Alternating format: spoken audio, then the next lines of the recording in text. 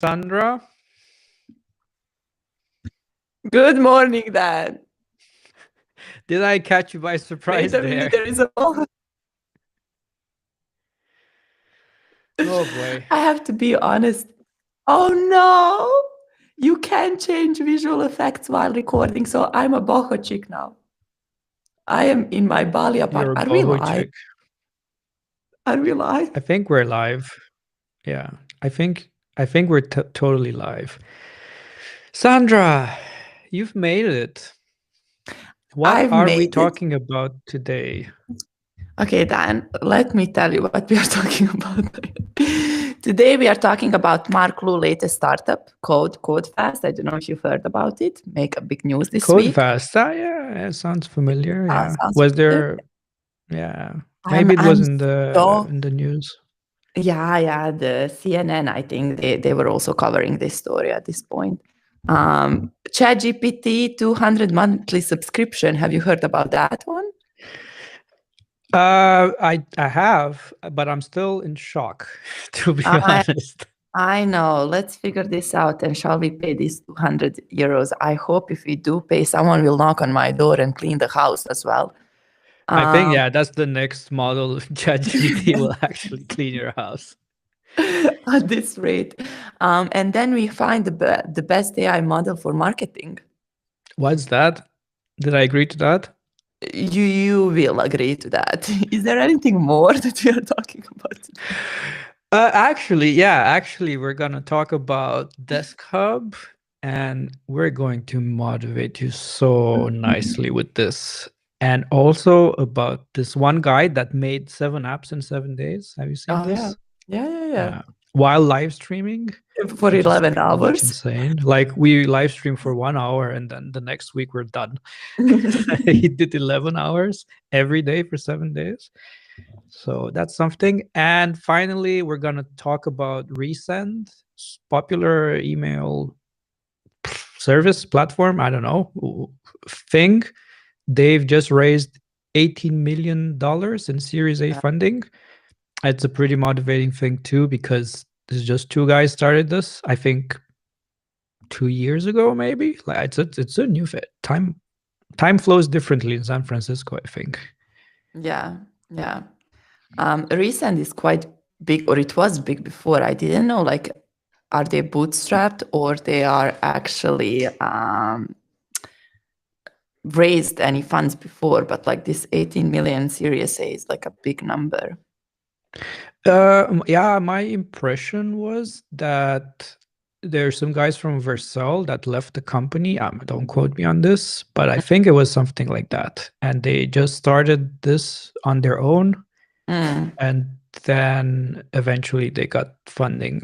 But yeah. So obviously, if you work for Vercel and you're pretty good, I would imagine you have a nice network and you could get pre-seed and all sorts of stuff easily. You know how this works. Oh, absolutely. The moment you go out from these bigger companies, you are good to go. Yeah, exactly. So anyway, we're going to touch upon that, but let's talk about Deskhub and Max Blade. What a crazy person Max Blade is. I'm going to show you something. Okay? Yeah. I'm going to show you an entire video because it's just worth it. Absolutely. And I have a backstory to share with you. Yeah. You do? What? I do. Yeah. Go, share it. No, okay. Tell the backstory first, because I have to say something that will be quite scary to you. Are you ready? Yeah. I'll be right back. Okay. I love when you leave me alone here. Anyway, Max reached out to me. He shared that he's planning to do a little surprise for you. And he asked me what shape of a Deskhub would Dan like. And I had to choose between pizza and your favorite thing ever, which is spam.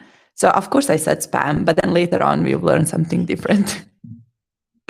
So Dan, I'm super excited to see this video. Dan is absolutely brilliant video creator, and he's done this before multiple times. So it's going to be really fun to see. Also, I was planning to talk with Max about creating this one video together as well. So Max, be ready. I'm going to reach out to you for sure. Hello, Dan. Welcome to the show. Good morning. Good morning. So there are these days where things go right, and then there are the days when things really go bad. And this is... I have no idea what you said, but I'm sure everyone's really hyped right now because you're like that. But the fact is, I was planning to share my screen and it just didn't work at all. So I had to restart to be able to share the screen. So also, I'm so annoyed by this background. And you can't change it. You can't change it. Come on, Riverside. Come Well, on. mistakes were made. Let's just say, I'm sorry, but now I can actually share with you Max's video. There will be a question if you can hear it or not. Actually, let me know if you can. I cannot hear it. So that's a problem. But I have a solution to it. I'll just loop back to Max and his video, but for now we're gonna have to like live with hearing us and not the beautiful sound of the video. And let me tell you why. It's because this morning I had this brilliant idea to try the Desktop app just before the show instead of doing our regular thing. And how did that go so far, Sandra? I mean, I'm on edge. I love living on the edge. I'm just waiting something to crash.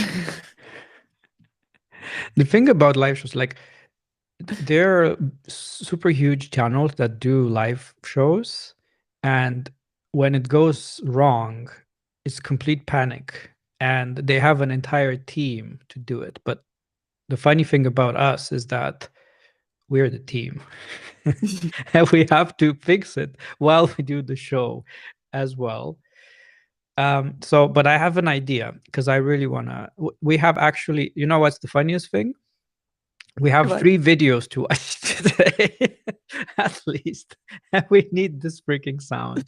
Do you want to start over? No. Do you want to pretend like this never happened? Yeah. We could just start with a good morning and erase. Can we erase the past 10 minutes and start clean? Absolutely. Let's do this all over again. Okay, Sandra. I needed to cover me. It's like one of these operations. While I will disconnect again, but I want you to tell the people, how did this first week go for you? Are you prepared to do that? Are you prepared to say something nice, or are we getting emotional from the first week? It's second week actually then. Oh wow. Okay, you got this. I got this. Good morning, everyone. Welcome to the Morning Maker Show one more time. Let's start this from the beginning. Today, we're going to cover what Marc Lou did this week. We're going to talk about ChatGPT and 200 monthly subscription. We're going to try to find the best AI model for marketing. Dan prepared some really cool prompts, so it's going to be fun. We're going to talk about Max and Deskhub. And then the guy built 7 apps in 7 days while streaming for 11 hours. Wait a second. We already talked about this. What is happening? There was like one more thing to say. Just one more thing. Resend raised 18 million in Series A, and I did my second week in Chatbase. We forgot about that. You know what would be funny? To do this over and over again, like this is the show. Like we never get into the subject. Later is going to have so much fun cutting this. Mm-hmm. But yeah, it's my second week. I've seen how bootstrapped companies in future will work. So I'm so proud, actually. Oh, you're from the future. I'm from the future. I'm so proud, actually. Oh, I have so many thoughts in my head then. I don't know even how to collect them. I'm proud to be right now in a company that works like this, or that it started from indie hacking and it kind of grew to this level where I want to position it next to Vercel and Supabase. And because it was built from the community and it started from the idea that we talked about all the time, that you can just have an idea, build something, work on it, and grow. I think this should be an example of what we are trying to reach. What we've been preaching for years. Exactly. Yeah. Exactly. So it runs so smoothly. Like it runs so smoothly. And I know that Yasser kind of like had really good moves at the beginning to make it to this stage. But this should be a pure example of what indie hacking is.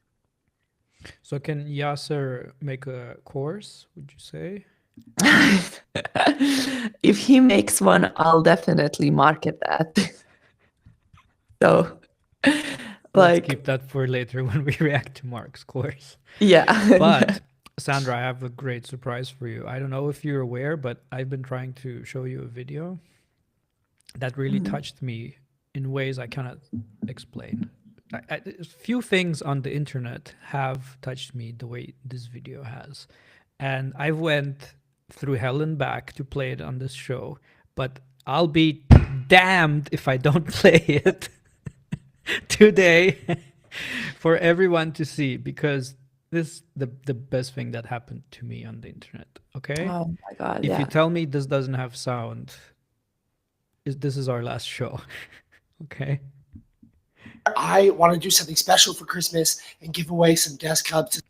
Does it have sound? It's not our last show then. Listen to this guy. Some people that inspired me.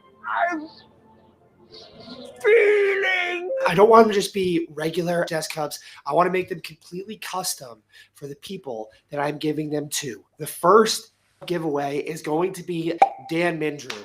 So what we know about Dan is he loves Spam, he loves pizza, and he kind of looks like a Viking. So I think that we're going to take that and we're going to build a Deskhub around what we know about him. Let's get it. Unbelievable. Huh? Unbelievable. Who does this? Actually made a physical thing.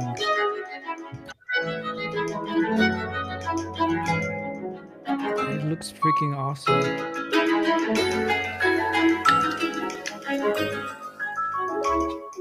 Oh, look, this is the best part. I love that.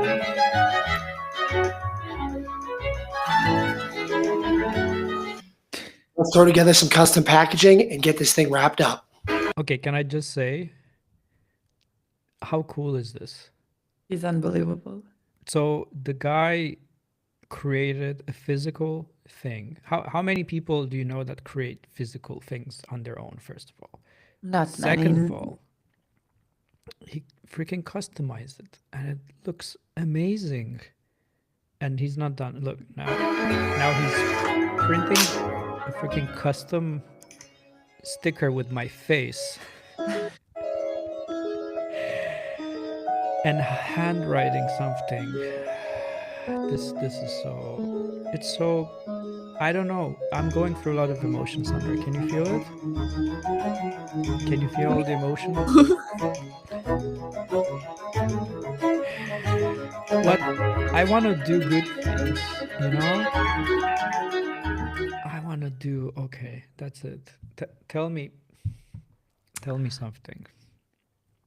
Like, we are part of this community. I and it's freaking amazing. Like, I don't know if this is normal. Like, is this something people do? I don't think so. I think it's Max, and I think if the But you know what's community was funny? like this, like if everyone was like this, I can't. Okay, tell me. I don't have any words for this. I I think saw this 10 times. he's. He, I'm only asking this because I'm looking at this picture that Alex sent me. Like this, she sent the poster to both of us. And you've done these things for me as well, where you get this package of Red Bull and gin inside. Like, we go above normal. Like, this is something that it's hard to explain and describe. And I think when you do these type of the things, you never know like how much you are influencing someone's day. Like, you don't know in which mindset you were, but then when you see this, you're like, oh, like I've done some things correct. Yeah. It's an example, right? For people to, so you see so many people that, copy and they dunk on people and say, oh, you did this and you did that. And, all that energy that you put into it, you could put it into building something cool, giving something to someone, it's super easy to go online, be pissed off. I'm pissed off most of the time. I go on X, I scroll, I'm like, come on. Like, is this it? Is this the best we could do? But to go past that and say, well, actually, I'm going to spend this energy to motivate a person that is maybe having a bad day. And I'm going to just put the exact same amount of energy into building someone up and saying, you got this. That's it. You got this. And I don't think it matters what stage you're in. Like, you could Yeah. be Marc Lou, you could be Levels IO even. You're going to have some days where that just gets you back on track, whatever that means to you. So I just thank you, Max. This is like, thank you for what you do for the community, because this is just showing people that you could have a completely different approach to this whole thing. Like, rethink how you are online. Maybe we're all here to make something ourselves, but there's a difference between that and being completely selfish. Like, sometimes giving something without expecting stuff back is not that hard. It's not. It's not. It's not, and we shouldn't forget that. And you are so right. We've had like past few very hard weeks, and this is a pure example what this community is and or what it should be. Yeah. We can Yeah, build yeah. and do great things together, and we've done that, and we should continue doing that. And we shouldn't focus on like negative side or get ourselves into this negative mindset when there are people like Max that are just doing Yeah. amazing stuff and being original. And like, I remember the first time we kind of like noticed Max, and like we've said even then that he's absolutely brilliant and so original, and he's not copying anyone or he's not involved in any drama, and he's just doing his work, and Yeah. it pays off. It definitely pays off. I think people For sure. I think people can easily recognize that and react on it. So Yeah. And it be just like comes Max. at the perfect moment, right after all the stuff with security and all the negativity around, like, just showing that there is something else you could do. You could build something cool, and that's it. But Yeah. speaking about building something cool, I have another one. And it's pretty hard to wrap my head around Juanjo here, because this guy, he built 7 apps in 7 days, okay? And he did it. It's actually 8 on here. Why is it 8? Because one is his. Okay, one bonus. And he did it while live streaming. Okay? So yeah, he made it with his iOS AI wrapper thing. Beautifully. So Beautifully he done. had Marketing perspective. perfect. But let me tell you, building something while you're streaming to people is very difficult. You are many times slower than you would be just building the thing. And I just went on his YouTube. Where is his YouTube? So it's at Juanjo Valino. I'm sure I said that right. And look at his live. 11 hours and 54 minutes. That was 2 days ago. 11 hours and 54 minutes. That was 3 days ago. 8 hours, 5 days ago. 11 hours and 22 minutes. This is insane. Like, I don't even work 11 hours a day. He streamed for 11 hours. Like, okay, I don't know. Maybe he went like and made dinner in the stream or something. Like something like that. I don't know, but I don't care. This is so freaking motivating. Absolutely. Absolutely. This is just There insane. are some people in this community that are just freaking brilliant. They keep building, they keep experimenting, they keep like, you even have like these fails and low and high moments, and it's beautiful to see. Like, it doesn't matter as long as you're building and putting the content out there. And in the meantime, you're also learning and connecting with people and helping others. Yeah, I bet a lot of people connected with this and got motivated. Like, that's the thing. I've built things, right? You've built things. Oh, hello. The problem is that, you know, after a while you start doubting. You start thinking, yeah, I've done this, but you know, it's been a while. Maybe I haven't shipped something in a while because there's support. There's like you can get stuck in, I don't know, doing accounting and other things like that, right? And when you see this, you just get this energy out of nowhere, and you think, I'm gonna ship something myself. Like that, this is so valuable for pretty much any maker to see someone do this, because you suddenly get inspiration to ship something. So I just love it. I just like Max and Juanjo, I love you. I just thank you for doing this, and thank you for showing people that building is the answer. Can we have this as a slogan somewhere? Building is Those the are the answer. right influencers for me. And I'm saying that because I'm like working now also on like influencer side and making a decision what is the right influencer and what is like, these are the right influencers. Yeah, I really hope these guys, they keep doing their YouTube and they keep showing how it's done, pretty much. Yeah. At certain point, like, you don't need numbers. You don't need like thousands and thousands of subscribers. If you have 100 people that enjoy what you're building and working, like, that's enough. That's also true. That's also true. Yeah, sometimes we chase the wrong thing. Yeah. So, but speaking about the wrong thing, Sandra, my ego took a hit big time last night.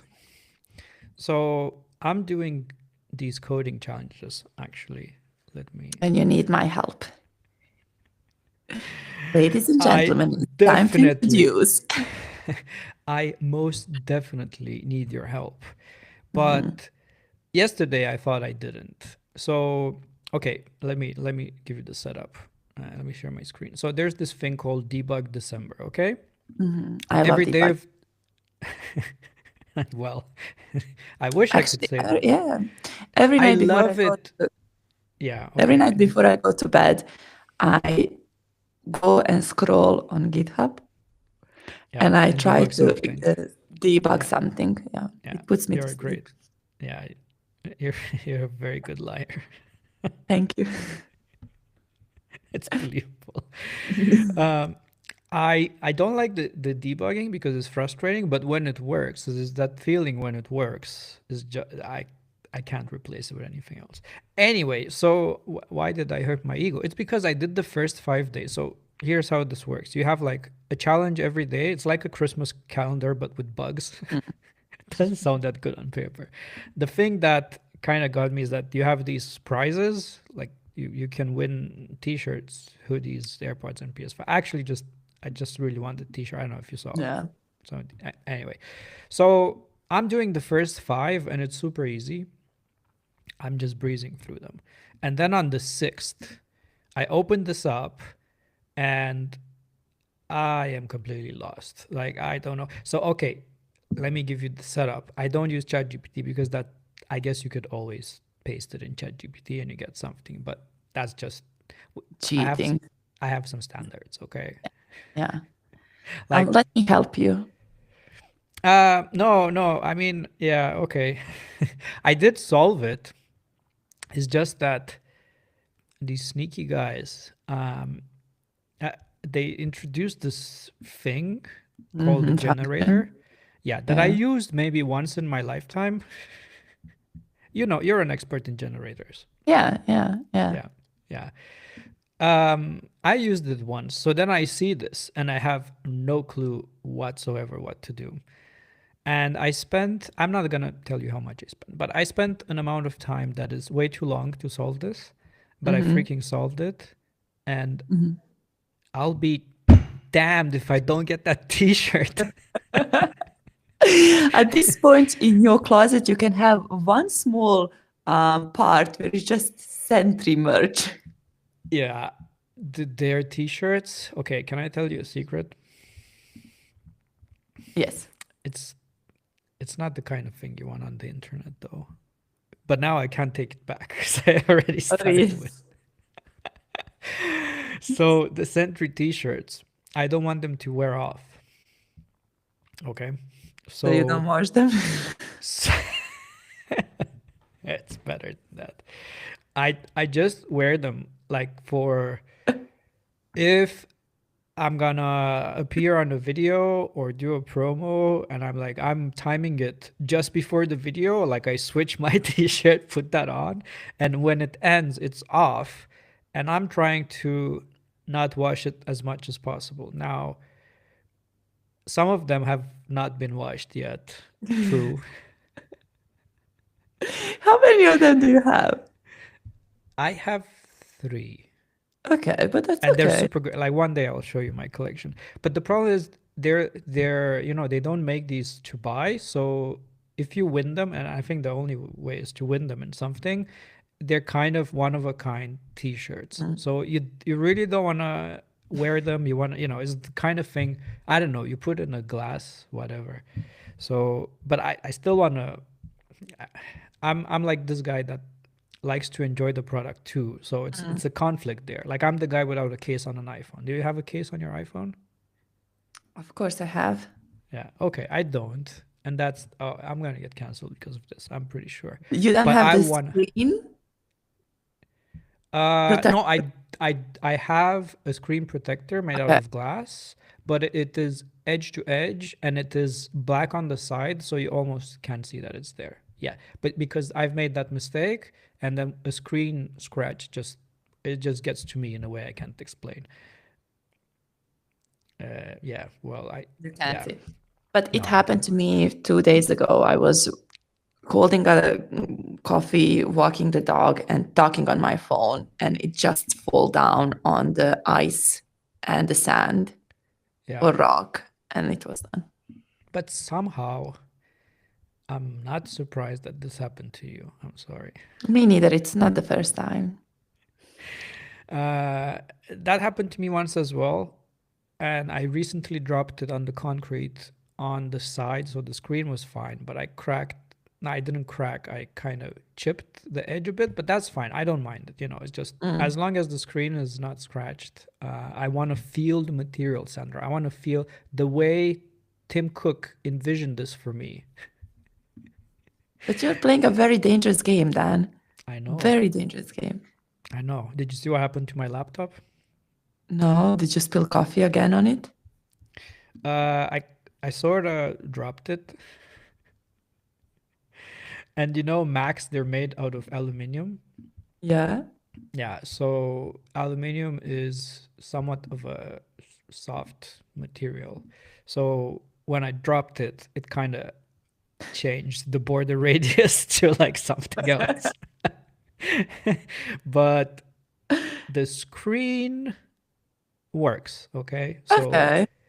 So, no harm done. But now I can't work because every time I open the laptop, I see this like crooked side I know on the that left. if the Yeah. border is not correct, you can't work. No. I Do you have fully this agree. You need affliction? to, Do you have yeah, this you need disease? to you need to go and buy a new one. It's the only solution. I just did. Main Why topic. don't you use? I have for my Mac. I have screen like those plastic Because I want protector. to feel it. I want to. How long do you need to feel it? Okay. One day, Every 2 days. day. Okay. So in the morning, when you get your laptop and you like put your hand over it, it's like this, and it's cold to the touch, and you feel the premium build quality. That's what life is all about. I fully agree. You go wild then. Don't do any protector. Who cares about that? That's boring. Yeah, okay, I made my case, so I'm happy you agree. You have no case. Oh, that was wow, good pun. That was a good one. Fun. With that in mind, let's segue to our main topic. ChatGPT introduced a $200 a month, every month subscription. Yes. Every single month until the rest of your life. This subscription offers unlimited access to all models, including the O1 family. So that is O1 Preview and O1 Mini right now, which I think some people have access anyway, but okay. It is meant to be used by power users of ChatGPT, which I consider myself to be. Me too. And I think everyone in tech somehow is a power user, but okay, maybe different models. And it's sort of like, what is this, Sandra? I don't know. What are they trying to do? I'm not sure what they're trying to do, but I remember when I started using ChatGPT. Oh, it was like 10 years ago, like 2 years ago. But somehow the quality for me at least seems it went down a little bit, at least for the things that I'm working constantly. So I don't know if my expectations are much higher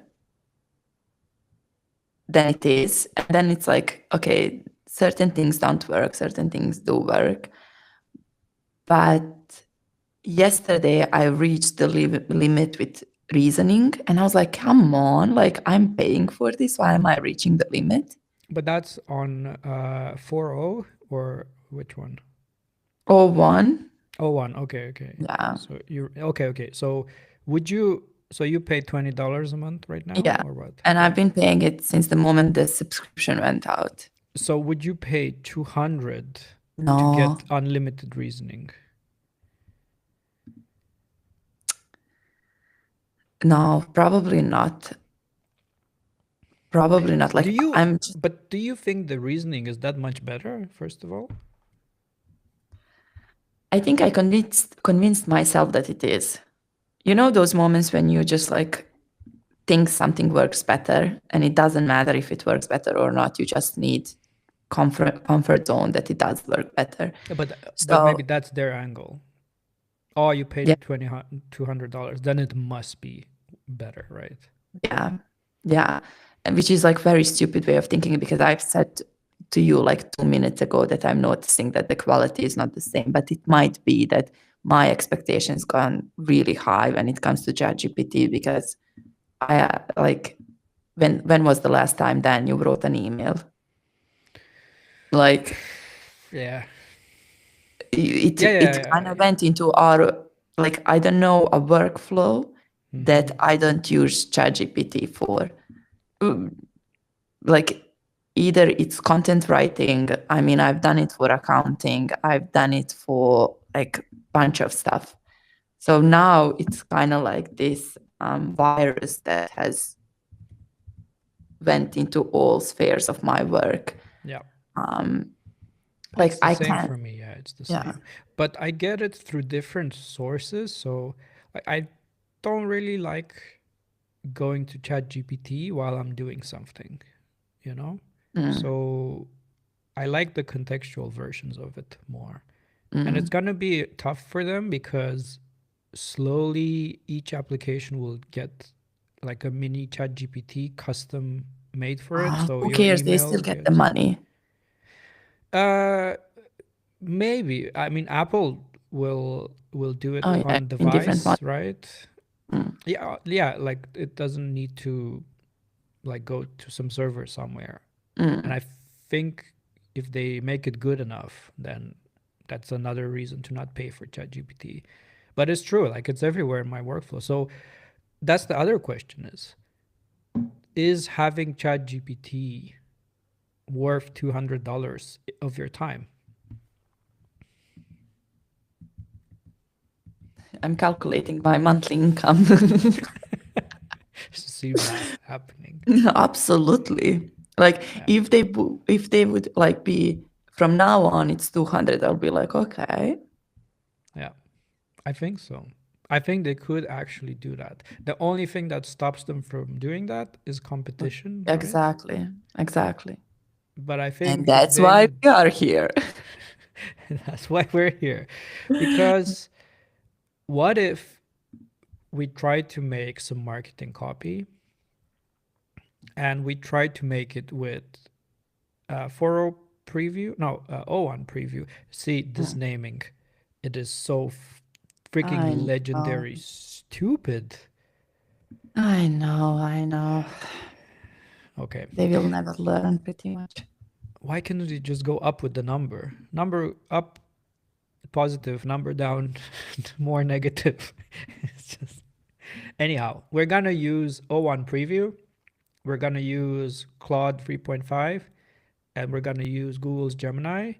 And we're going to do the exact same prompt and see what kind of marketing copy we get back. Question. Have you ever did marketing copy? Are you really asking me that question? Well, okay, I know you use it, but do you start with it or do you have something and then you enhance it with it, you know? I pretty much check the grammar. That's the always thing. Why though? You don't trust Because I hate ChatGPT words. My prompt for ChatGPT looks something like this: write this, don't use ChatGPT words. When I say that, I mean like I was checking some copy, and when I see like I would pay supercharged- I would pay $200 a day to come on a journey of you prompting ChatGPT. Do you want me to show you that? Like, I'm not even joking. Supercharge, efficiency, I know. proficiency. Yeah, but the way you ask it, like, don't use ChatGPT words. That's just like, Like, I'm not joking. I'm gonna put it in the comments because I'm so annoyed by these words. I can't. Innovative, the most innovative thing. Oh my god. Yeah, it is easy to spot as well, right? I think I don't know for the rest of people, but when I see that, I'm immediately kind of turned off. And yeah, it depends on your audience, I guess. But I want to I need a flower shop that is going online for the first time.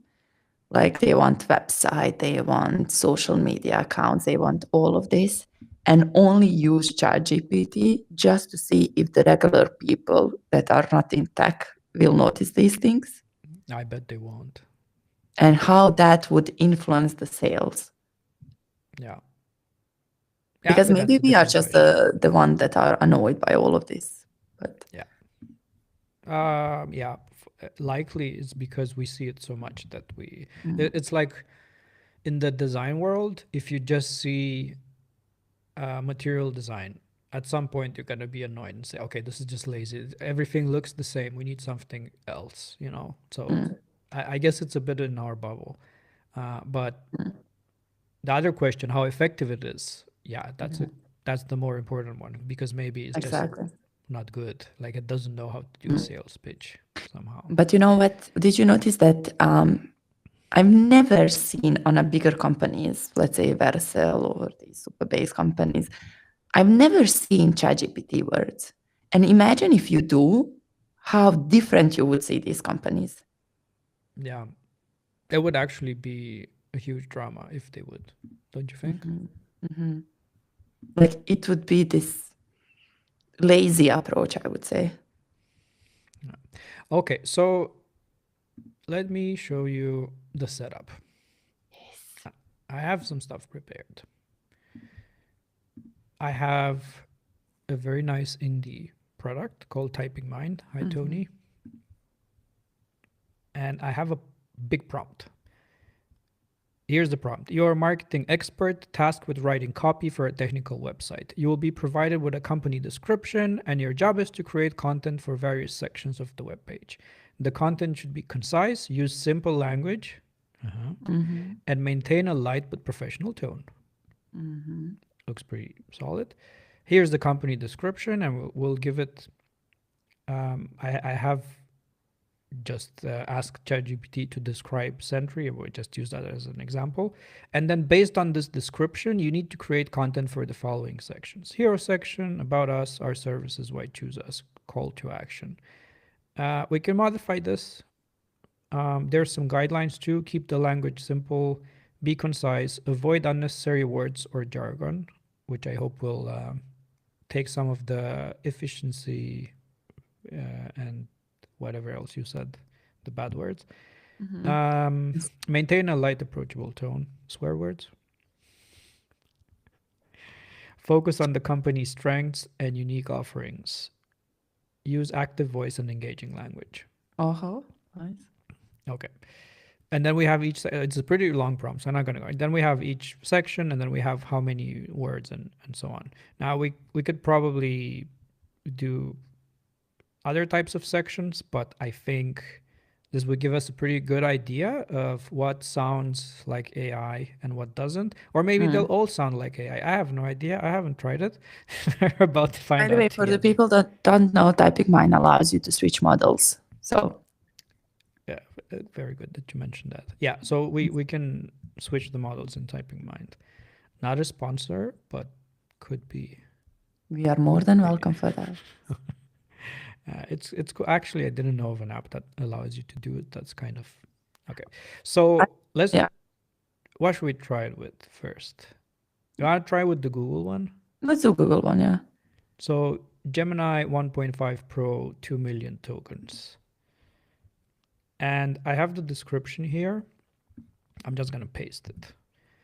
So I'll paste it in all of them. Actually, I'll just copy the entire thing. But it says something like this. Sentry is a platform that helps developers, blah, blah, blah.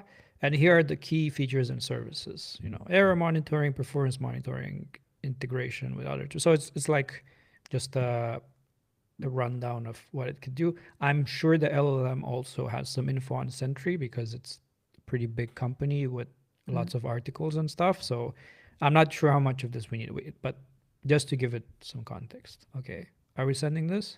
Yep.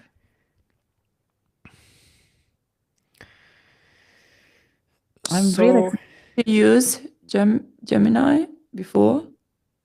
I have used Gemini once, and it was for a transcript of our YouTube live, which was 3 hours or something, 2 hours 40. And none of the models could actually transcribe it because it was too long. And Gemini was the only one that had enough context to do it. And it was pretty good at it. So, okay. Here's the result. Stop bugs before they bite. Real-time error tracking and performance monitoring for flawless applications. As Sentry, we empower developers to build better, more reliable software. We provide a comprehensive platform for monitoring and fixing application issues so you can focus on creating amazing user experiences. No ChatGPT words yet. It's actually pretty clean. It might just be that we're used to ChatGPT and these are like common words for Gemini as well, but we just don't use it that much. Maybe, yeah. Yeah. Okay, and then in the services section. Okay, so let's just do first impressions, because what I want to do is gather all three of them and then compare it with the Sentry website and ask you which one would you sign up for. Okay, so what should we do next? Let's do a new chat. Let's do Claude 3.5. Okay, Claude. The big guy. Or what's the difference? There is something in a bracket. There's three of them. No, this is free. Let's go with the 2024 first. 620. Yeah, let's. This is probably the most recent one. So exact same prompt with exact. I just copy pasted it. Let's go. First of all, I think Gemini was actually a bit faster, but yes, which is surprising. This looks very bad. I'm sorry to say. But okay. Catch bugs before they catch you. That's all right. Real-time error tracking and performance monitoring for smoother, faster apps. Okay. At Sentry, we're on a mission to help developers build better software faster. We provide cutting-edge tools that give you instant visibility with your application's performance and stability. With our expertise, we empower teams to identify, prioritize. These are kind of the words that I don't want, right? Yes. And then going into the services, capture and analyze, track and optimize. I'm not super excited about it. It's okay. Let's do the next one. Let's do the next one. This one here, seamless integration. Not good. Comprehensive view. Not good. To be honest, let's take another look at this. It's maybe slightly worse. Like this one also, we didn't go all the way down, but it also has like some seamless. Yeah. It has the seamless integration, but the rest is more clean to me. Okay, but we're talking about $10, $15 under. What about the model that costs $200? Can it actually, so O1 preview, can it Let's see. Yeah, can it replace a human? This is the test. It's thinking. I don't mind when I see this, that it's taking a lot of time. I know we commented last. Yeah. I'm opinionated on it, because yeah, while it's thinking, if it's taking this long, and this is taking a long time, I tend to do something else. Yes. And when I do something else, I get confused and then I go back and forth and then it's not that good. But okay, it replied eventually. So here it is. Catch errors before they impact users. Identify and solve application issues quickly with real-time error tracking and performance monitoring. Pretty straightforward. Sentry provides developers with real-time error tracking and performance monitoring. We believe in making issue detection and resolution fast and simple. This is pretty good, huh? Yes. I even like the main headline. Yeah. Services then. Error monitoring, real-time error detection, reporting with detailed context. It is pretty clean. Integration with tools. We have seamless integration. Maybe there was something in the prompt that actually said seamless, that they all included, right? Could be, yeah. Okay, and then this is where it makes it or breaks it. So these why choose us points, real-time insights, get immediate visibility into errors and performance. This is okay. Easily integrate with our existing tools. I think it is the best one, isn't it? Let's start with the main headlines. Let's start with the main headlines for each of them. For O1 preview, we have catch error before they impact users. Then for cloud, we have catch bugs before they catch you. Actually, that's pretty good. And then for Gemini, we have stop bugs before they bite. I mean, okay, now we can be like, okay, what is the fun one, a playful one, and what would be the converting one? Right. Mm-hmm. So for converting one, for me, would be catch errors before they impact users. Yeah, in this context, I would go for that. But it's also the question is, what is your voice and tone as a brand? Because this is a big brand. Yeah.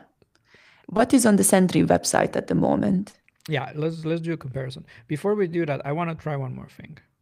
Let's just do one of the older GPT. Yeah, which 4.0, right? 4, just 4. Just 4. Okay. Whoops, I lost my thing. 1 second. By the way, Dan now has 64 screens to find. Oh, his view was fast. Okay. Okay. Speed-wise, this is it's done. Okay. No, it's not. Almost done, but it was quite quick. Yeah. Streamline your app. Okay, this is no thanks. Yeah, this is what we're talking about. So problematic. No thanks. So there is a huge difference between GPT-4 and O1 Preview for sure. And this, look, go-to platform, comprehensive error, ensuring. There's just these words. We effortlessly connect. Oh yes. Right? I've seen this 100 times. This is bad copy. I'm not. This is disqualified from the start. Write it down, please, for me. Don't use ChatGPT words. Okay. It works. You might be able to do a course on ChatGPT and offer people some brand new perspectives. Optimize your application again. Optimize it as I can. Resolve and prevent. Oh wait, it jumped. Resolve. Wait, what? Oh, I went too far. Resolve and prevent application issues in no time. Is a trusted solution that aids. Okay, it's better though. So you do have a point, but integrate smoothly. It's bad. It's bad. There is a definitely difference. Integrates effortlessly. Right. When I see effortlessly, I'm just like, goodbye. See ya. I'm going to Claude. The Claude one, I have to give it. It was the most creative. Right? Catch bugs before they catch you. Okay. Let's compare it to the Sentry website. So I'll just. Are you familiar with the Sentry website? Yeah, I've been there a few times. I've received few emails from Sentry. Something is crashing. Or here is your weekly update on how your app works. That's my favorite. The thing with them is that they have a playful tone. So you might be surprised that the Claude one actually captures that pretty well. So let's look at the headlines. Code breaks, fix it faster on Sentry. Catch bugs before they catch you on Claude. I can't see which one. Okay, this one here. And 4.0, catch errors before they impact users. I don't think any of them are as good as this, though. What breaks, fix it faster? I mean, like you can see on Sentry at least who is paying for Sentry and who is using Sentry. In the sense of developers are the one that are using Sentry. Code breaks, fix it faster. And then who is paying for the Sentry? So there is definitely a manager that is paying for this. In that sense, the copy that I mentioned with the users, what was that for ChatGPT? Is it no optimize your application? No. No, the good one. Oh, one, yeah. Catch errors before they impact users. Exactly. In this sense, we are talking to indie hackers pretty much. Yeah.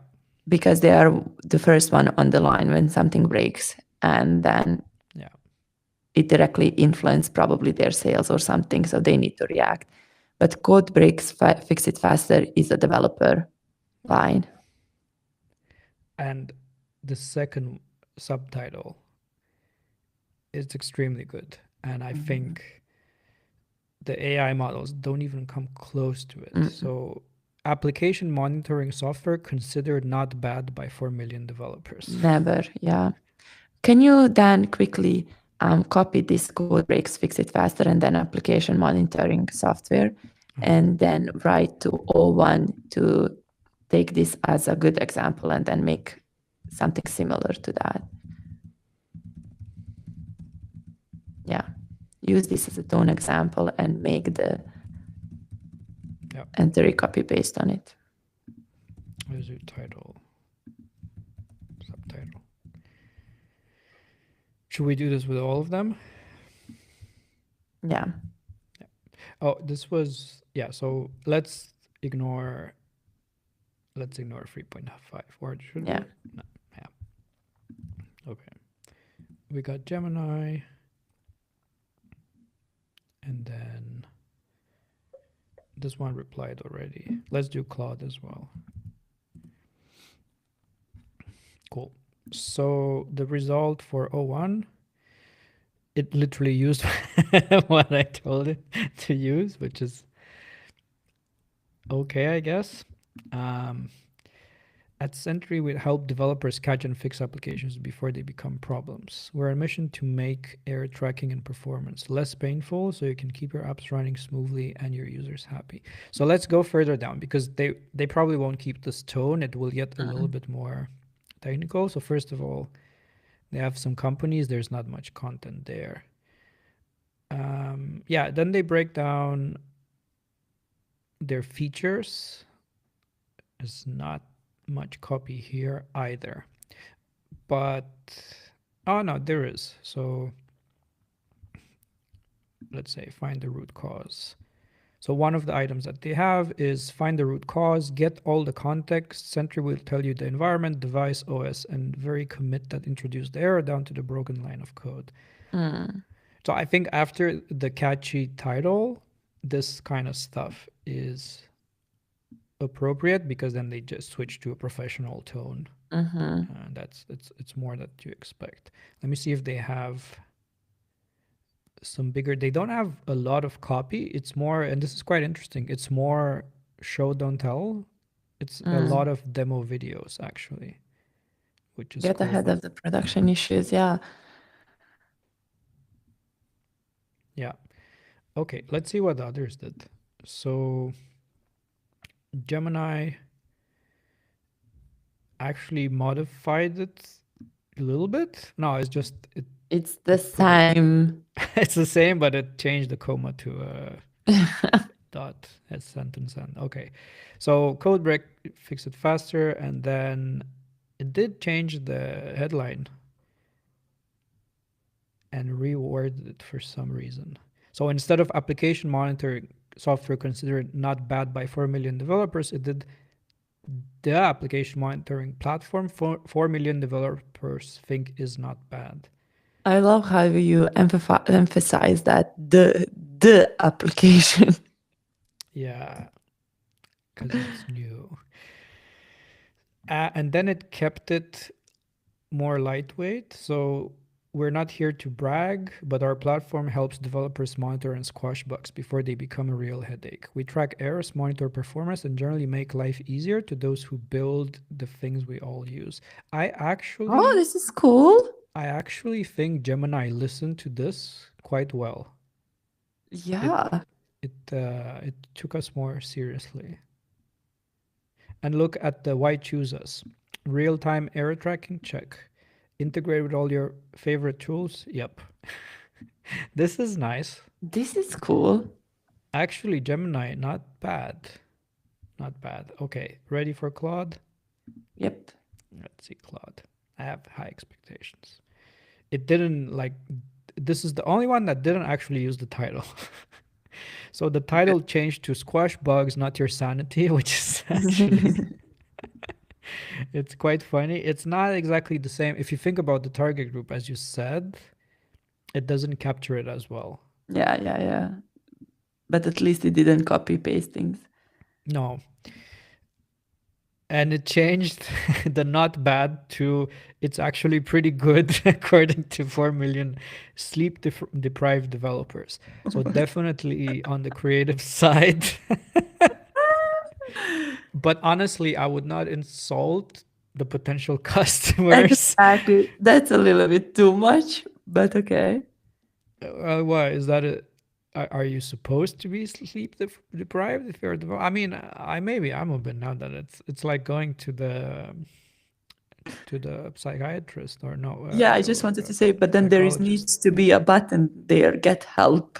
Get help, yeah. Like, are you not sleeping well? Change your job, apply at Sentry.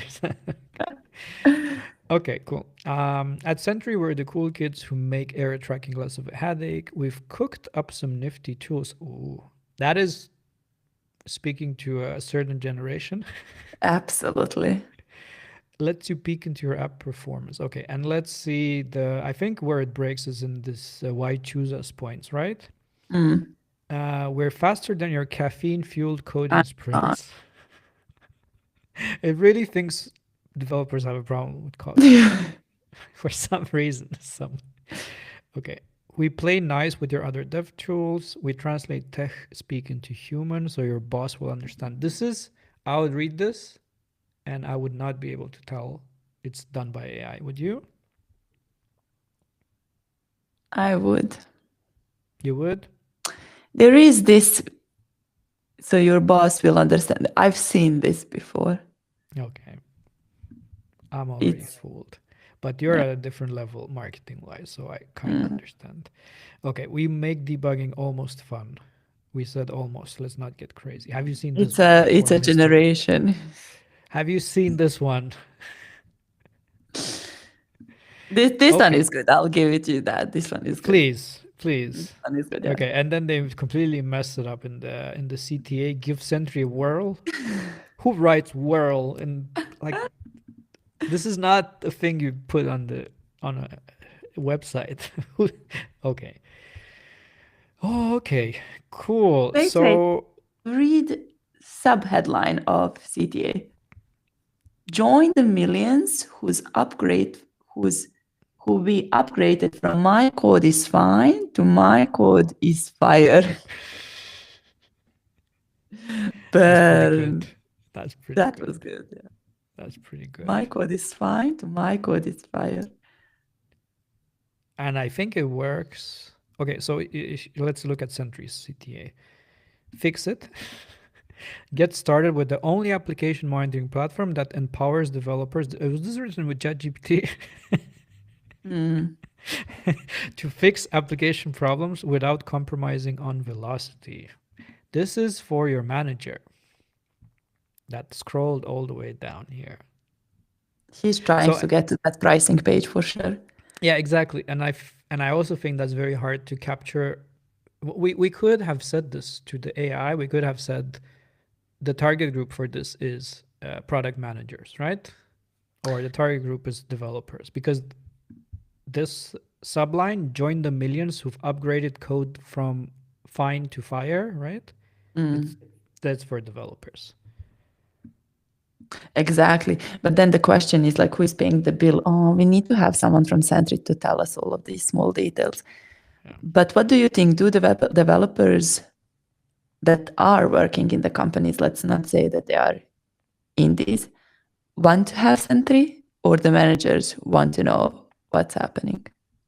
I think it's usually developers that push it, but the managers need to approve it, right? So if you think smaller company, it's usually developers adding it by default because it's more of a way to stay sane and not worry about what you don't know. So developers would definitely push for it. But in a larger company, developers cannot just install stuff like that. Yeah, for sure. So, I was just thinking from who who Yeah, initially developer built initially. Sentry. Yeah, developer Yeah. initially. Yeah, the manager would never come up with this because they don't know.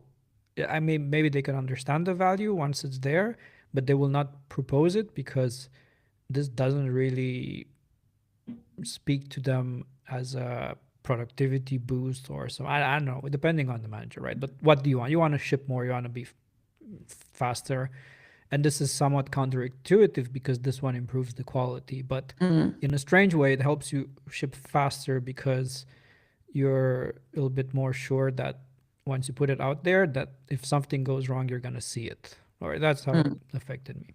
Anyway, let me check 4.0 again because I'm really having a hard time picking between these. So 4.0, not 4.0, 0.1 preview. I'm so sorry. The naming is horrible. Give Sentry a try today. Join millions who fix issues faster. Sign up now and keep your apps happy. It's pretty bland. Yeah, boring. I know it's a target group and voice and tone thing. I would maybe just not have this title, but I think Claude is a bit more creative after we gave it an example. Yeah, for sure. In this case, Claude won. Wait a second. Last contender, Gemini. Let's check the same. So the headline is "Give Sentry a shot." Okay. That's not good, not bad. See why we're not bad and maybe even kind of great. I vibe with this. It's also creative. Mm-hmm. Actually, 0.1 preview is pretty boring compared to Claude and Gemini somehow. Mm-hmm. We gave the same prompt, so yeah. Interesting. And it's definitely, after we ask this style, which could be like a workflow in your, you usually, what do you spend most time on? You spend most time on the CTA, and then the rest of the site is like, okay, I just need to play something there. Let's put the usual company logos. What do we have? Testimonials. It doesn't matter. It's the CTA, right? And if people don't get hooked by the CTA, they're not going to scroll down. So it really doesn't matter what you put there. Yeah. Okay. So you'd probably have a human do it because this is very hard for the AI to come up with, in my opinion. I don't even know what you could prompt it to come up with this. You can't. You really need to understand who the target audience is, who's paying the bill, what's the company about, what's the tone of the company. Yeah.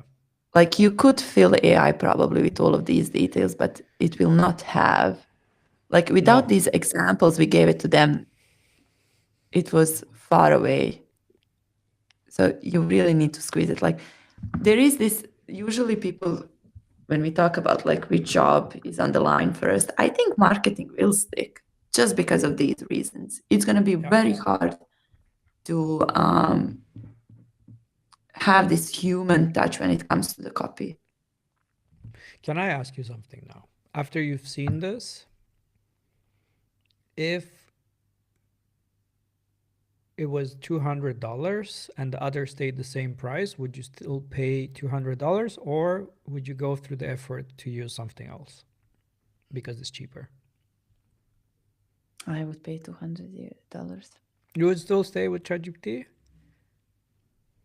What a loyal freaking customer. Why? Because of the brand? Because you like Sam Altman? I love the drama. I love OpenAI drama. It makes my weekend so much better. Whenever someone gets fired from OpenAI, I know that it's going to be a great weekend. I think that's a valid reason to pay, sure. I mean, this, knowing how to work with these models is becoming a real job. And I have invested 2 years in figuring this out. So now switching, as you mentioned at the beginning, maybe Gemini or any other model is using words, we are just not recognizing them. So you might Yeah. stumble on that problem as well. So I'm a loyal. To be honest, I would give Gemini more of a try because it's always like on the side. I just think it got put there because it's not good with coding, and a lot of the people vocal about AI do some sort of coding with it. Mm, And by the way, that's yet another field where I think it's not going to replace it, it's going to optimize it. And that's, I guess mm, you have the same feeling with marketing. So mm. it is going to be part of people's workflow. And I do believe if it's not, you will be left behind in some way or Absolutely. another. But it will not replace you because what is it supposed to do? Can you go in and type, hey, ChatGPT, build me a successful SaaS that sells to millions of customers? Go. Teams of Right? people can do that. Yeah, right. So you still have to tell it step by step. And then the thing is, what you do in creative work, marketing, design, coding, is you take a lot of decisions all the time. Yeah. And that part is the part that it can't do for you, because once you take the decision, you can tell it do this, do that, and it's maybe going to do it. Most times it's going to get it, sometimes it's not. But you still have to be the one taking the decisions and directing it. And it, also when it goes in completely wrong direction, like you need to be able to figure it out. So, so to do that, you need to have some experience. So if you're doing marketing with it and it does something really stupid, you will be able to spot it because you have a lot of experience with it and say, no, no, no, don't do this, don't do that. But if you don't have that experience and think, yeah, I'll just ask it to do my thing, it's not there yet. I don't think it could do it. Yeah, and you are absolutely right. And you know what's interesting thing I've noticed with these models is that they are so easy to change opinion. Yeah. So I was dealing with certain subject this week and I was like, okay, let's figure this out. And I didn't understand myself. But then when I pushed content there, I got even more confused. And then the ChatGPT was explaining it on one like way. And it makes sense. But then when you ask a question, are you sure? Then you get a reply of something like, oh yeah, you are right. It's something different. Yeah. So Yeah, it has this this way of being critical certain. minding. Yeah. I know what you mean. It always kind of bends to what you say, and the customer is always right kind of attitude. And that could get frustrating. But Yeah. for So we are me, good. so for coding, it's also it gets worse as you use it. So I made very big deals. Oh, speaking about motivation, freaking massive success. I can't believe it. But I've Congrats on made that. it. Thank you. I've made it. And the first day, like in the stream, I was concluding that I couldn't have done it as quickly without AI. But it was a mix of experience and what the AI said, because I could spot stupid things when they happened. But the second day, I thought, okay, now I have this, I've opened up this door and I will be freaking amazing. And it didn't work because there was more complexity, the code base was bigger, there were more files, and it just couldn't do it. So I ended up doing it myself after struggling with it, and I just got so frustrated. I said, okay, let me just write this thing, and it was super simple and clean to do it. Yeah, how long will that be? I don't know. Maybe in 1 year, this keeps getting better and better. But there's also probably a hard limit on what the technology could do as a whole, I imagine, where it's just like it can't scale up if you have, if you put ChatGPT on the Google code base, right? They probably have an insane amount of files. It just can't hold it all in context, so it's not going to be that good. So there will be some limits to it. But speaking about limits, are you ready to explore the limits of what you could do with a course? Give it to me. I'm ready. Have you heard about Codefast? And I've seen some tweets this week. I didn't watch the launch video. No, me neither. I on purpose try. I just saw like the first few seconds, and I thought, stop. I have to watch this with Sandra. Yeah. And so do you want to watch it together for the Yes. first time? Yes. Okay. If there's no sound, please. 500,000 views. Oh my god. No sound? Neil, what took Sound? Yes, good. Okay. you so long? I guess your 9 to 5 became a 9 to 9. It's an honor to meet you. We don't have time for that. Sit, Neil. Oh, and on your way out, Trinity, close the door, would you? I don't want his boss to hear what I have to say. You've seen him on Twitter, haven't you? One man, one laptop, $1 million per year with the software he built for himself. Does that make you want to learn how to code, Neil? You could say that. And there are all the others, the indie makers, solopreneurs, and whatever they see they used to call Where is our picture in this? What is this? And that's in the next course, Sandra. Okay. code to create their freedom. And yet, here you are. You haven't learned how to code. Have you, Neil? No, Let me ask you, Neil. Why do you want to leave your 9 to 5? because I don't like the idea that I'm not in control of my life. Okay, can I just say, it's pretty good how you put it together. I know how much time this takes. It's just, it feels almost like conversation, so that's good. Okay. I know exactly what you mean. You feel it, the urge to create something, to build your own apps and travel the world.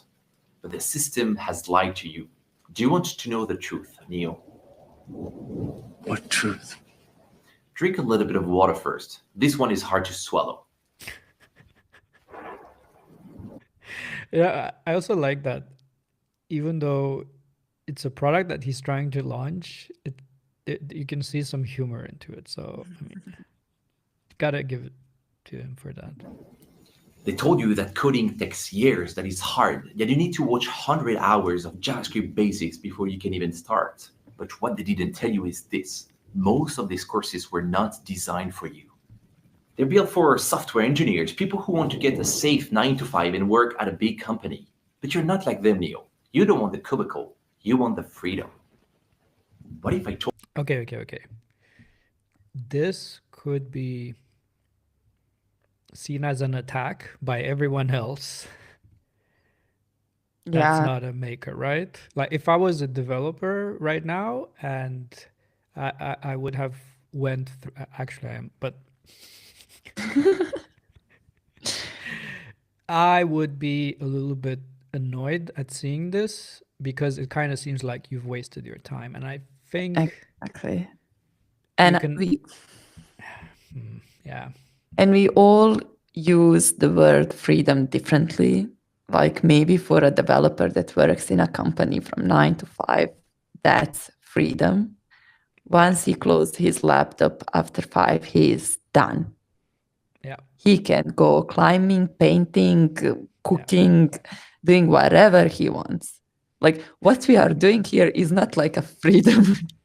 That's the thing. You know Dan Kulkov, and he was like, yeah, I started indie hacking, so I don't have to answer to a boss. So now I have to answer 24/7 support requests. Yay.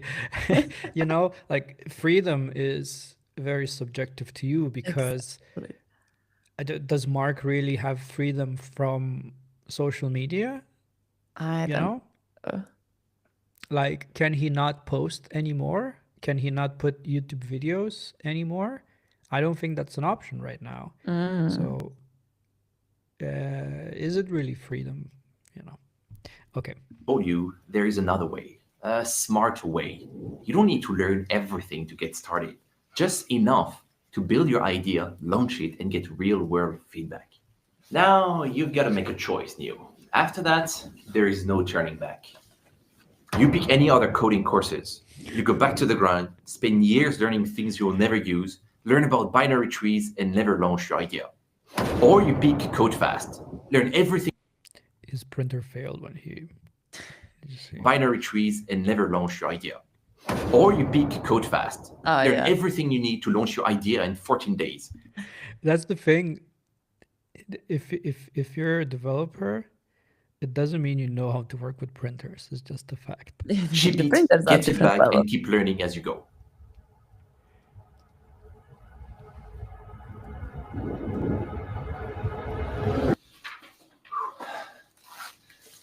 Hey, it's Mark. Well, I'm not Morpheus, but I have the red pill. It's called Codefast. It's how you go from I want to learn how to code to I shipped my idea in 14 days. It's a coding course that I made with 50 students over the past 9 months. They all loved the course and some even made money with their creation. It teaches you everything you need to know in order to build a tiny online business. It goes from complete beginner with HTML, JavaScript, CSS. Then I'm going to cover some more advanced topics. We're going to go over React, Next.js, Tailwind, CSS. We're going to design beautiful landing pages. We're going to authenticate users. We're going to save users in databases. We're going to charge subscription payments with Stripes and Lemon Squeezy and many other things. There is a link somewhere around this video if you want to check it out, and I hope you'll enjoy it. I love And Mark's because it's wife Black in the Friday, it's background. 50%. Sorry? I love Mark's wife in the background. She's like, here we go again. She didn't even react. No. She's You think it's working. Do you think she knew? Wait. Look at that. It's like watching Netflix. Whatever. What is this guy doing again? Like with his stupid camera. Yeah. But I really like, I can feel this guy's positivity somehow. I'm not sure if, oh, okay, and he had a discount. Okay. What do you feel?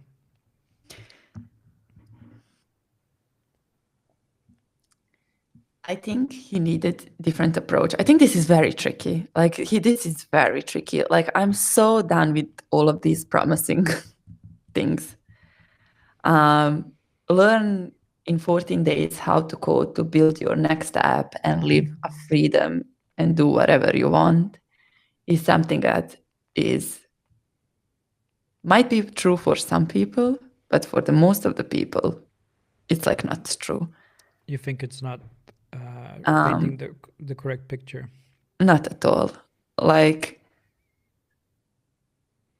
he said also that he worked with 50 students. Maybe better approach would be like, I worked with these 50 people. They all went through this course.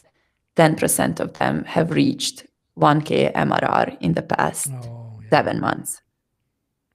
You know, because but he did mention some of them. He said some of them made the apps. Some of them made the app something like he wasn't particular. But that's the thing with marketing. Is it just omitting some facts and focusing on the positive side, and that's okay, or is it taking it too far? It's taking it too far. Okay, in your opinion? It's taking it too far. This is like right now how I feel, and I love Mark. Like I respect all his work. I think he's doing a brilliant job in everything. But he needs to he's taking a really big responsibility with this, and that's my opinion. He's promising something that we don't know if it's possible because it's very subjective. Like probably if you close yourself in a hotel room for the next 40 days, you have an idea, you start building, you might finish something and you have a product, I don't know, but in order to make money and live this freedom life that he's talking about, if they understand the freedom word, and if that freedom word is the same as what he is selling, maybe like that, maybe. But like, it's impossible. Like this lifestyle has like ups and downs and so many things that you need to give up. And this is not easy stuff. You really need to love this in order to keep going. And I think it goes beyond the code itself. You need to be a certain type of person as well, right? Yeah. Like, and I don't like this word freedom that is being used for real. Like, and the problematic thing, and I feel bad for Mark because he's taking so much responsibility with this thing that he's selling, because it can backfire on him so easily. Let's check the website. Learn to code in weeks, not months. Everything you need to build your SaaS or any online business, even as a complete beginner. This is fine. There's no promises. I think learn to code is subjective in the sense that when have you truly learned to code? Is it when you've written your first SaaS or first web page, or there's different levels of this. So I guess it depends on your experience, right? You can code and be bad at it, or you could code and be a genius at it, but you still learn to code. Okay. Day 1, learn the fundamentals. Day 2, Day 4, login users and save database. Day 9, set up subscription payments. Day 14, launch your idea. Coding courses are designed for software engineers, not entrepreneurs. Coding as an employee. Invert binary trees. Master 47 sorting algorithms. Memorize something. Read documentation. Write complex code. Blah, blah, blah. Coding as an entrepreneur. Learn only fundamentals. Use AI to code for you. Keep learning on the fly. I feel like this doesn't come well after all the security drama. Like, that was really bad, and I completely disagree with what has happened and how far people would take it. But now it's on everyone's mind, that thing. And then if you say, but you only actually need fundamentals, but then this type of stuff can happen. Like, there is some responsibility that you leak people's data or something, right? Yeah. Maybe that's in the fundamentals. I would hope that's in the fundamentals, right? That's why I said he's taking too big of responsibility on his back. Yeah. Instead of watching 100 hours videos, start a learning flywheel. So you see, all of these, I actually think they're great. I think when I talk to people that learn to code, I give them the same kind of advice, which is, how much do you charge for that? I don't. I just send them to the Westboss website. You know Westboss? Because there is another thing here, and I think the fact that all code courses are made for engineers is not true. I think I actually learned to code the best from these courses, and some of them are free. And these are super hands-on and project-based. So look at this course, for example, okay? 30-day coding challenge. Build 30 things in 30 days with 30 tutorials. And this is some of the stuff that you build, right? Drum kit, a clock, cardio. So the cardio thing could be like, oh, I could make this a small app, custom videos, slide scrolling things, webcam effect fun, these are actually in the same ballpark. What's probably missing from here, so like the last thing is to build a game. So this will get you, I think, to the same spot as Mark will. there are similar courses to it. It's just that what Mark adds is probably the marketing and the selling part of it, which I do have to agree, it doesn't exist. I don't think there is. So all of these have the ultimate purpose of teaching you how to code, but Mark's ultimate purpose is to teach you how to sell, if that makes sense. Right? Yeah. Yeah.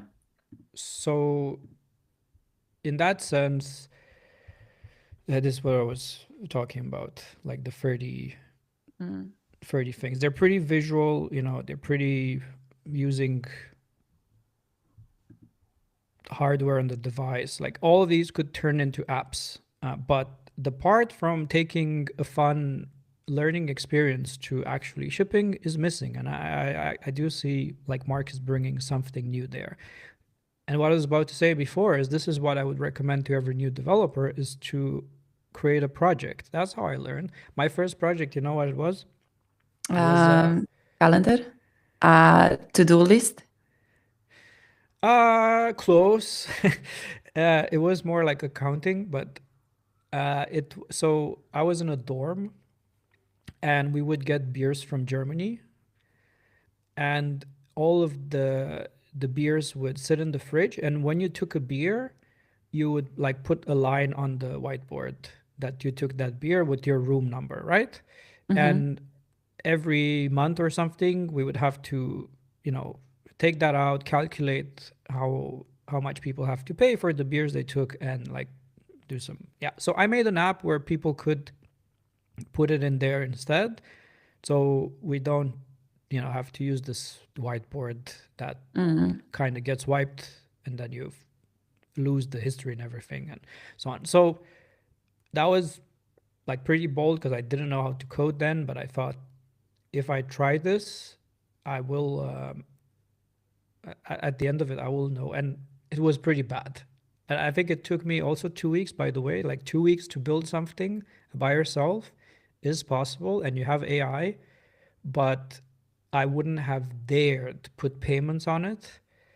That's very scary to do when you don't fully understand, right? So what I did have like some login stuff, but not more than that. So this is quite ambitious. I am a bit concerned that people would read it and think after these 14 days, I can be like Mark. And I think that's the other perspective, that in ShipFast, if I'm not mistaken, I don't know if it's in here somewhere. In ShipFast, he says, "Hi, I'm Mark." Yeah, no, it is here. So I built 25 businesses. The problem is it doesn't say it took Mark 2 years to get here. And now it's 3 years maybe, right? You can maybe figure that out yourself if you read all of this. But that's the thing. 2 years is a more reasonable timeline than 2 weeks. And I bet throughout these 2 years, Mark picked up quite a bit of coding experience as well. So it's very hard to put yourself, like if I'm knee deep into this, I know how to do my marketing, I know my design, I know all my coding. How can I even imagine how it is to start without knowing anything? How long should it take, you know? Yeah. Yeah. That's what I'm scared of as well. That's why I said he's putting too much pressure on himself. I would rather if he showed us the 50 students he worked with, the use cases from them, what they have built, what they have achieved. And it's totally fine to say, like, you go through the course for 14 days, but then you make things and build things around for next 7 months. Yeah. Because and then in the video we have this 9 to 5 thing, which is like, don't quit your job. Don't quit your job. Like, not yet. I bought a course. I'm going to quit my job. No. Does he say this on the website? Oh, yeah. Don't do that. If your dream is a desk job, I can't help you. I teach entrepreneurs how to quit their 9 to 5 jobs. That is bold. I get it though, but do you want to be responsible for these people that quit their jobs, don't make $1 from their apps because they suck at it, and then end up where, hopefully not on the street, but it's a huge responsibility. But maybe that's why it worked for Mark, because he's the only one that has the courage to do this. Yeah, but he's taking too much pressure. Mark, you're taking too big pressure on yourself. And I'm like, the only reason why I'm saying this is because I respect so much his work and I think he's brilliant, but it's too big of a pressure. Like red pill, blue pill, 9 to 5, build an app, live a freedom, go surfing, travel the world. Yeah. Like we have can I like get a 5 refund if I guys. don't?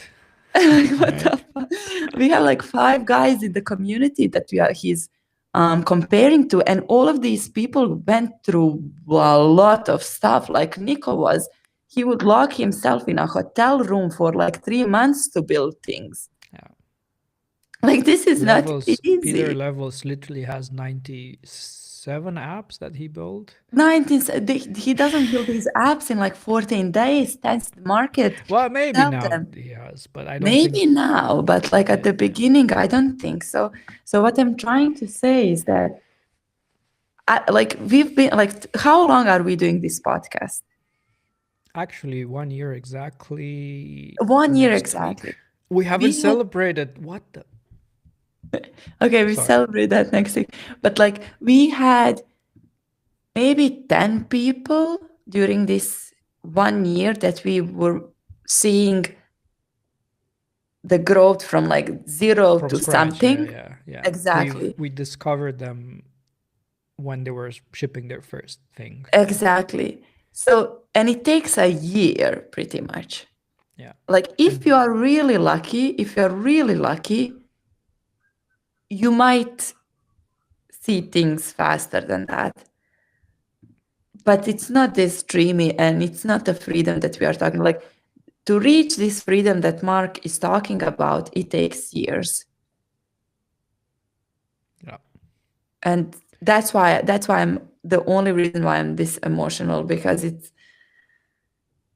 maybe there are people that can take on this challenge that are like just starting out, that are in their like, I don't know, 20s or 50s. This fits for people 20s or 50s.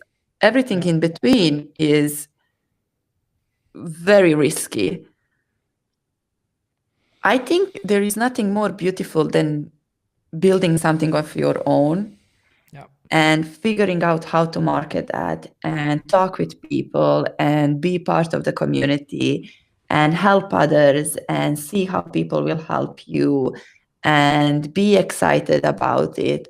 But chasing freedom and money is a little bit something that is harder on me to accept, because I know how difficult it is. This is not an easy path. So you kind of, what I'm getting is, you had some sort of limit over how far you can push this. How could I say it? This is a branding exercise of a person being completely transparent, but also highly focused on making money.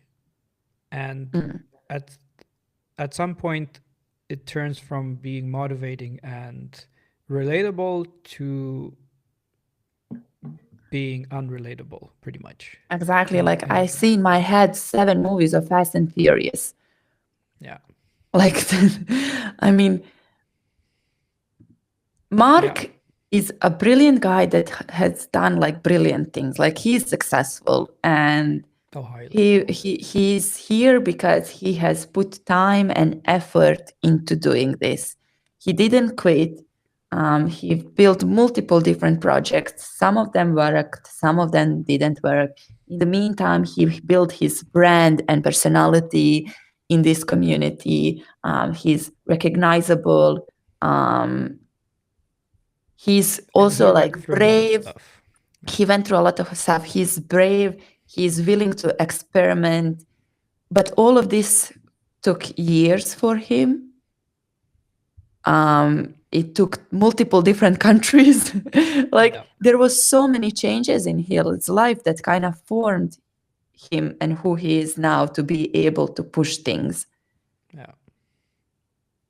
I think the right move for Mark would be to now talk about these people that bought these courses, that are going through this journey, show apps and their progress, show us the use case, form freaking, I don't know, academy for coding as an entrepreneur. And do something that is show us examples. Like that's, I think, not to me, but like to people that wants to buy these guides. Like I think that's the best approach. No red pill, no blue pill, no Yeah, freedom talk. What do you recommend? I recommend to Mark to now back up and put these people in front row on all of his accounts. Like You every think month he I should? have 10 people and I'm going to follow their journey and how they are using this guide. How is this helping them? What they are achieving? There is these brilliant ideas. There are these cool apps. Now they're going to do marketing, like share the journey so others can also see and understand what exactly you're selling, but no red pill, blue pill, and freedom talk. You know what? I think I agree with you. But there is a flaw in this, which is I'm gonna share my screen. Now he has, this is a pretty nice number. Now he has 1,022 students, right? Yeah. So what is the survival bias in this space? I don't know. Does 95% of it not make it? Exactly. That's my number. That was in my head. Right? That was in my. So you said show us 10 people. Well, 10 out of these is 5%, right? So he can do that, but it doesn't, you're kind of stepping over what you said before, because it doesn't really prove that it works at the scale, right? If that's actually the problem. But I would actually flip this around and change the wording. Maybe I would put a message out there and say, look, I'm not sure if this is an apology video or not, but it's kind of like, what I wanted to say is, if you do this, you can ship something in 14 days, but most likely people succeed after a year or 2 years. So be ready for this journey. I will show you what's the right mindset. I will show you what tools you need, and then this will be a great start. And then it's in your hands to continue to do this for 1 year to become successful, right? I think that would be fine for me. From what you said, I don't think it would. I don't really need to see the student's success, because for every 10 that succeed, if there's 900 that don't, and if there's 500 that quit their job and don't, that's, the odds are not too good. Yeah. Right? So kind of, I wasn't really, you convinced me of this. $200,000 in revenue, right? It's crazy. What do you think you can tell Mark at this point that will make him think that this is not a good idea? Because you get all the confirmation from, people are buying it. That is, whenever people ask us, how do you know if an idea is a good idea? I know then what you want me to say. Yeah, but that's it. What is the best way to validate something? But do you think this is like, what exactly are we validating here? We're validating this as a product if it has product market fit, and it seems to do. I mean, the facts are here. Yeah. This conversion is actually insane, if you ask me. Right? Yeah. 1,000 out of 45,000 have bought this course. Like, it is hard to argue against the product market fit of this and the angle.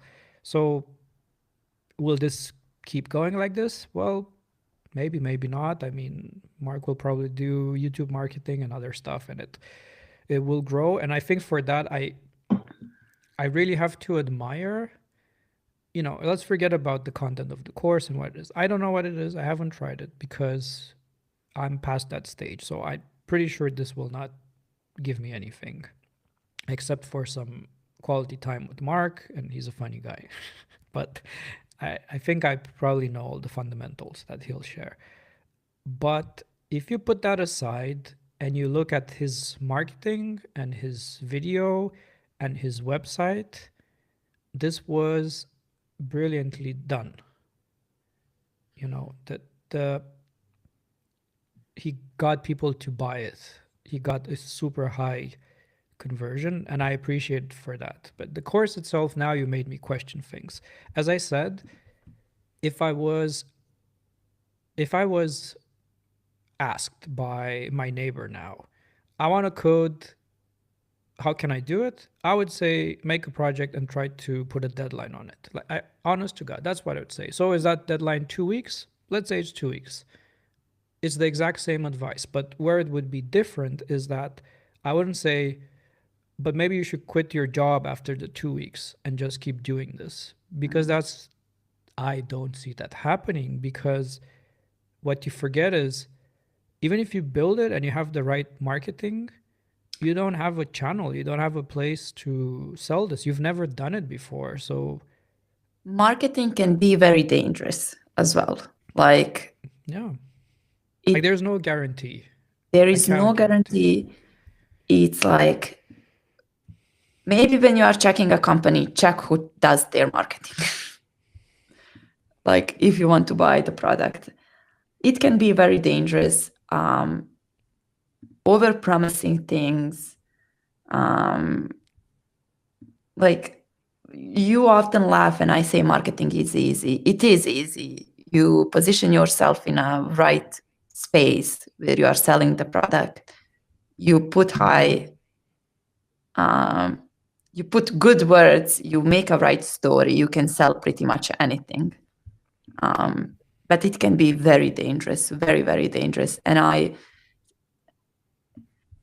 at this point, I feel like I'm scared to say this.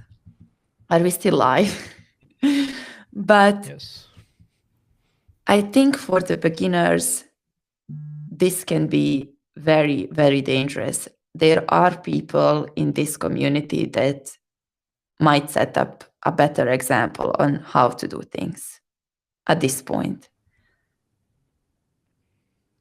Yeah, we started with Max. We started with Max. I think he's a brilliant guy. I've talked about Chad Base and Yasser.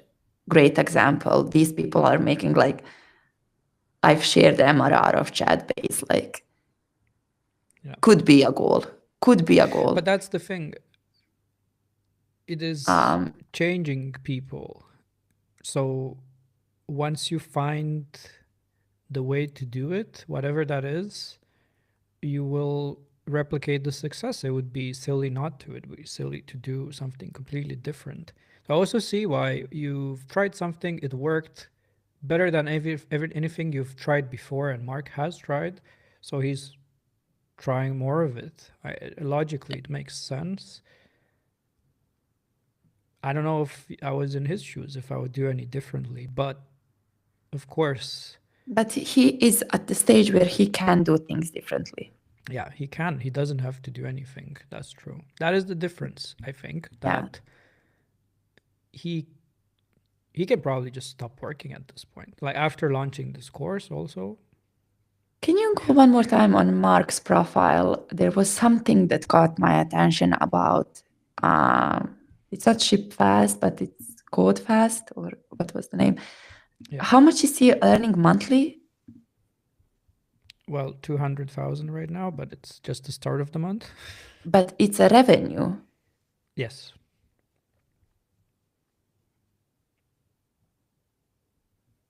Yeah, before tax and before all that stuff. Where is the Shipfast? Down here, 33K. 33. Yeah. What does that mean, 33K / month? He Last made month, amount of money in this Yeah. month. yeah, I think we can see it here. In 1 second. You can see the money that he makes, which is something. It's part of the brand, right? But yeah, Shipfast is well, I'm not sure how it's calculated, but Dmitry, a great person to admire as well. Screenshot one, Dimitri. Screenshot one, exactly, yes. Yeah. Dan, so- Dan as well, great person. Dan Kulkov. No, there is only one Dan in my life. But what I'm trying to say is like, Mark, you're taking too big of a pressure on your back. There's no need for that. Yeah. Maybe I'm totally wrong. I could be totally wrong in what I'm saying, but the keywords that we are using in this promo video are dangerous. And this, I think indie hacking is a beautiful, beautiful, beautiful, beautiful thing. And you need to enjoy it and you need to live for this product. But the most important thing, you need to live for education or educating yourself in multiple different things. It goes from code, marketing, sales, partnerships, communication, many, many things. And it's not only like there is this aspect of making money, there is aspect of like working for yourself. Yeah. But that doesn't make it easier. No. I didn't have my opinion formed because also I didn't see the video on the website. I think my overall opinion was there is a lot to learn from Mark, Yeah. but perhaps not everything. There's also some things that no, I mean you there's a lot to learn, and there's good things you should learn and replicate, and then there's the bad Yes. things that you should learn from, perhaps, right? So you've kind of convinced me of that. Not that I tried to plan. I actually think this is a very noble goal, because why are we doing this podcast, right? What did we say? If we motivate one person to work on a side project, but I'm not saying to quit the job, because that's also not my journey. And I think Mark's journey was this, and then he thinks, well, everyone can do it, but he's a special person. He has some things that very few people have. Exactly. Right. But just getting someone to start on a side project and to ship that while not destroying their life is a noble goal, and I fully respect that side of it. It just can get too far, and then people have families and stuff, and you gotta also keep that in mind. Not there's a lot of young people, 20, that can do this, and if they fail, they fail, and I think by all means do it. You have nothing to lose, right? What if you have 2 kids and a wife? Like that, it's a different equation. So I think for that, it does make sense to be more careful and to set an example. I also think if this is taken too far, like the security stuff, right? That can hurt the wider community. And I know, why should Mark care about it? It can't really, yeah, he could care about it. And I guess to some extent he cares about it. But you don't want, the rest of the world to think oh yeah, these guys just a bunch of I don't know, cash grabbing people. They will do something and shut it down, make some money, and you know, stuff like that can hurt the community as well. So that in a way there is a responsibility, and I don't think the it's easy to live up to that responsibility because you're coming from a perspective where you've validated that your choices led to a correct place in your life, to a successful life. So it's the same with Levels IO. He has, you know, I disagree with a lot of things that he says, but it's probably hard for him to accept any criticism because every single choice he made in his life led him to this extremely unheard of success. Which unfortunately is just measured in money. That's like I don't know, is that the best tool to measure success? I guess for some. For some people, for sure. For you, it's being able to milk the goat in silence in the morning and not have to. I want my chicken and that's about it. Yeah, so, and that's back to what does freedom mean to you? For you, it's to milk your goat.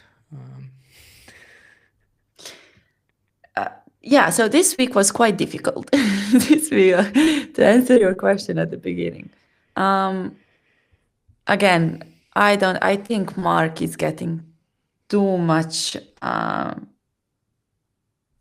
feedback and positive and negative, but he can take this and he can, like, he has made money now and he has people that are using this tool that he made. And I think there is a room and space still to make this a wonderful, wonderful story. He can work with these people. He can push these people. He can understand their products. He has now time and money to do so. And I truly hope that he will do this. And we will see more great products and more great makers that are influenced by Mark and, you know, better content for our podcast, at least. But I feel we stayed out of the security drama because I don't want to amplify that kind of stuff. And there's also a lot of drama around discourse, and I don't even want to name the people that created, because the more they get, the more they will do this in the future. So they should not be mentioned. But we kind of have to say something, right? Because if we're part of this community, we cannot ignore everything that's going on. So yeah, I'm actually, you know, I didn't have much time to think about it, but I'm glad you have an opinion, because then it's a bit more balanced. Like it's very raw on both sides. I'm a bit more on Mark's side because a lot of the advice that I would give would be the same, except for taking these huge risks, which is just not for a lot of people. A lot of people don't do well with stress. A lot of people cannot move to Bali just like that. They have families, they have, you know, difficult circumstances. So that's where I kind of lose it. But there's also a lot to respect, and the goal overall to get more people to do it, that's good. The marketing, I think, was brilliantly done, regardless of the product behind it and the so I'm ready to end it. Shall we do the Steve Jobs motivation video before we end? Because I feel like we need a little bit of. Okay.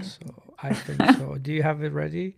I just want to say thank you to Sentry for sponsoring our show and keeping me asleep insane every single night. I just love this product so much. And I'm ready for Steve Jobs. That being said, are you ready? I'm so ready.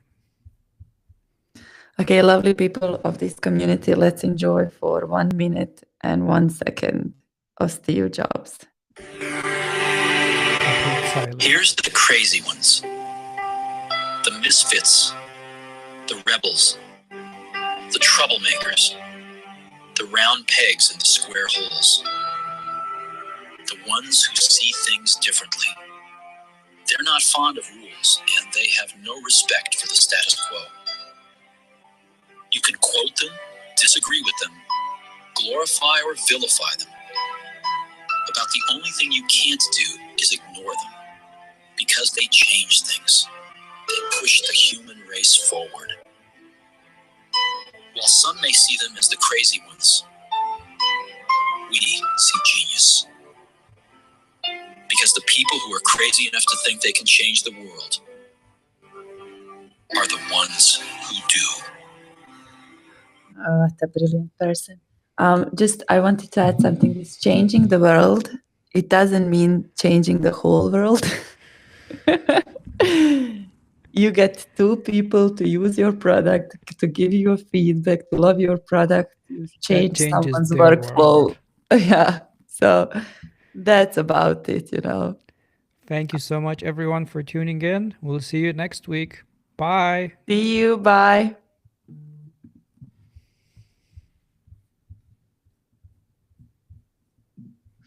Where the fuck is stop?